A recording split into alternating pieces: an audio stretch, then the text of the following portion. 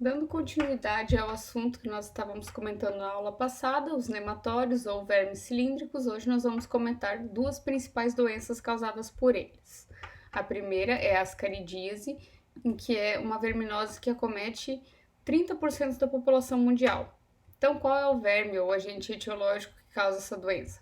Ascaris lumbricoides. Então, nós temos ali uma foto deles. Conforme já comentado em aula passada, o macho ele é menor que a fêmea, então o macho ele tem 30 centímetros, né, de 20 a 30, e a fêmea de 30 a 40. O macho lá na sua região posterior, ele apresenta aquela dobra. Lembra que nós comentamos a aula passada que era devido às espículas copulatórias, né? Então dá para ser bem observado aí nessa foto. Quando esse indivíduo está adulto, ele fica abrigado lá no intestino delgado dos seres vivos que estão parasitando.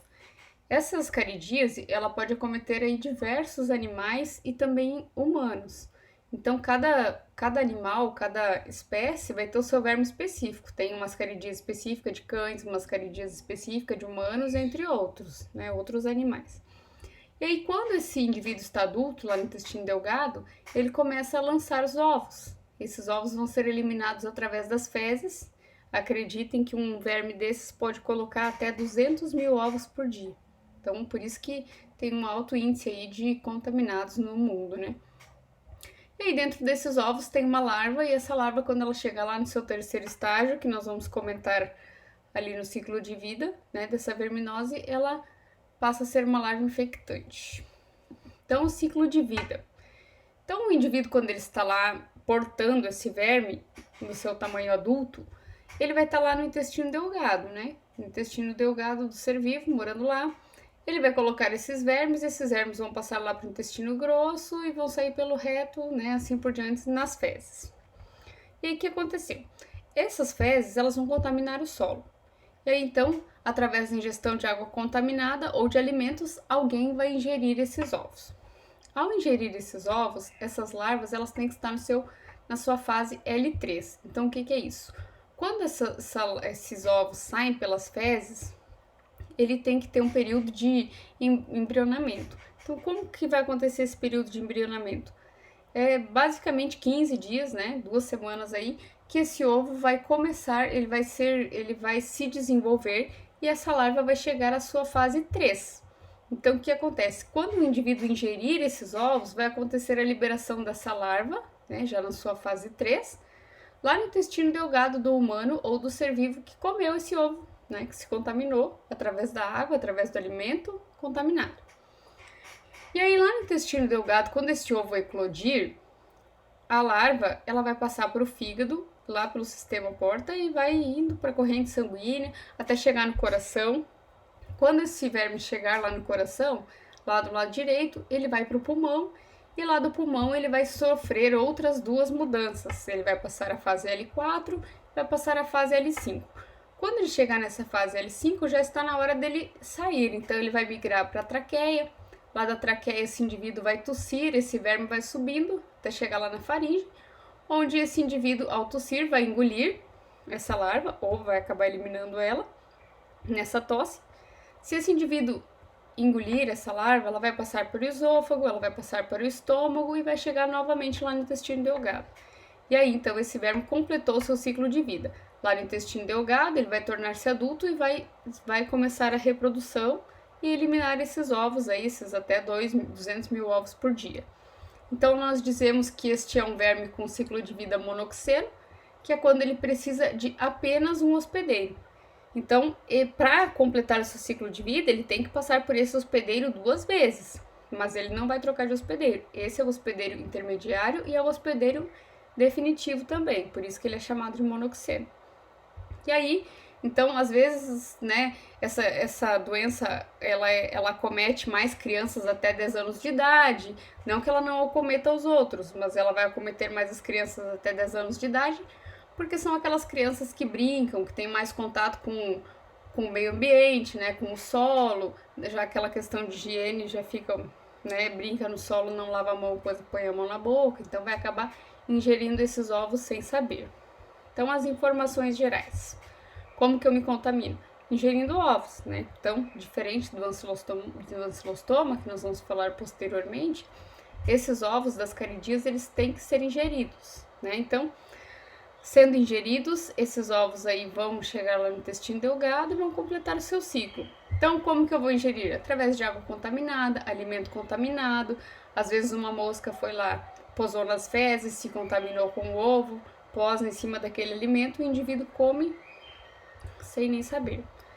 Profilaxia. Então, né, saneamento básico. Se tiver saneamento básico, as fezes de indivíduos contaminados não vão entrar em contato com o solo e alguém não irá ingeri-las. Então, a principal forma da gente impedir que essas verminoses aconteçam é o saneamento básico, porque esses ovos não vão conseguir contaminar o solo. Entre outras, o tratamento do doente, né? Porque se esse indivíduo usar um antiomítico, um remédio, ele vai eliminar a doença e não vai estar mais portando essa doença, não expelindo mais ovos pelas fezes. Sintomas. Então, vai depender do tipo de infestação que essa pessoa, esse animal tem. E ela pode ser leve, né? Quando ela tem de 5 a 10 vermes. Se esse indivíduo tiver apenas de 5 a 10 vermes, pode ser que ele nem sintomas apresente. Aqueles vermes vão estar morando lá no intestino, tudo.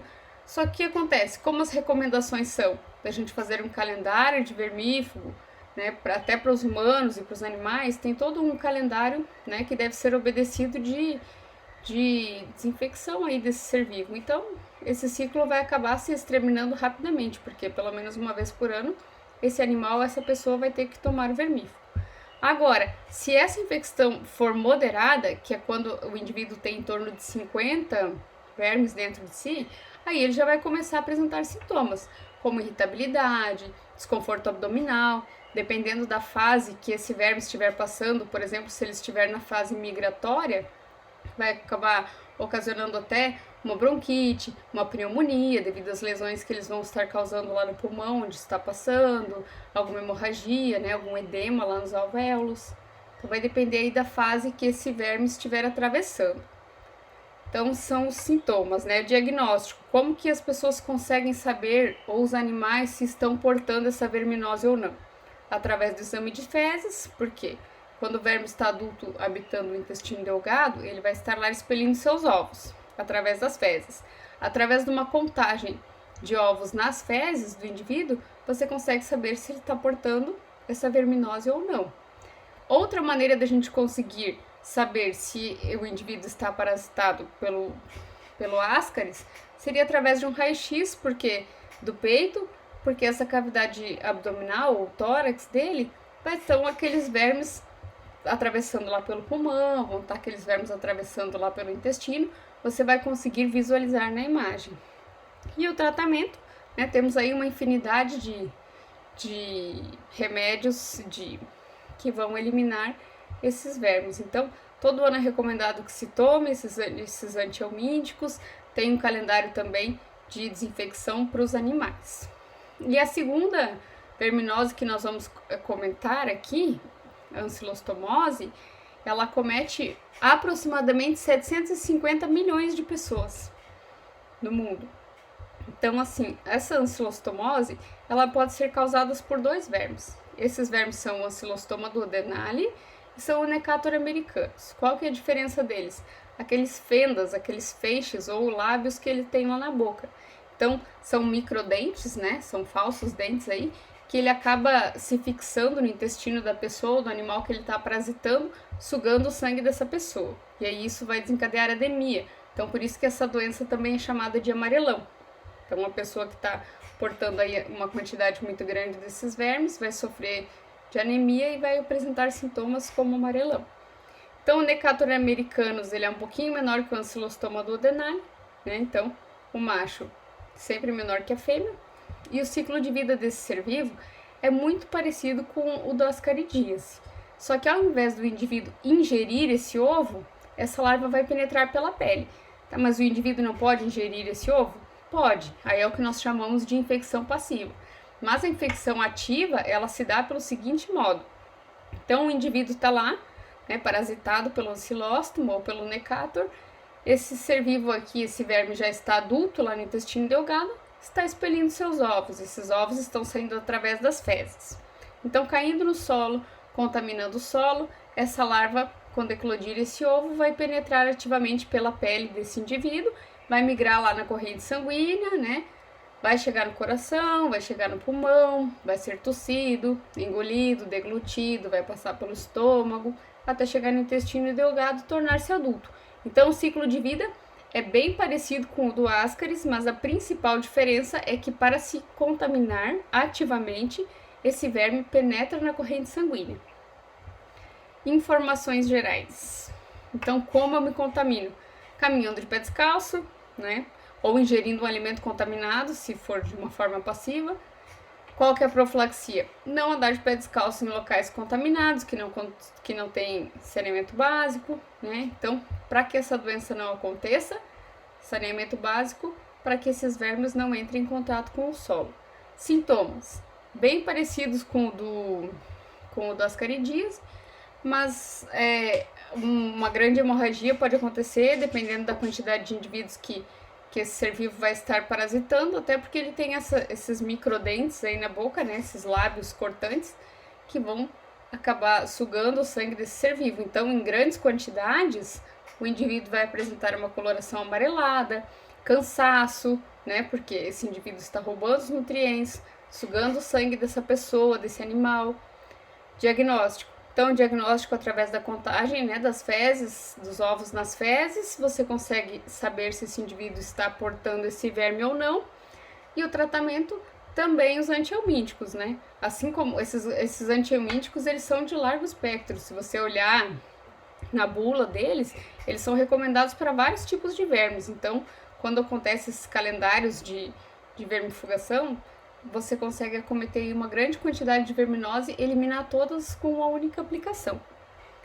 Então, na próxima aula, nós vamos comentar falando das outras doenças, né, que é a filariose ou elefantíase, oxiurose e bicho geográfico, que são outras doenças também causadas por nematóides. E aí vamos também fazer alguns exercícios na próxima aula. Então, até breve, espero que todos estejam bem e logo voltaremos à nossa programação normal. Até mais!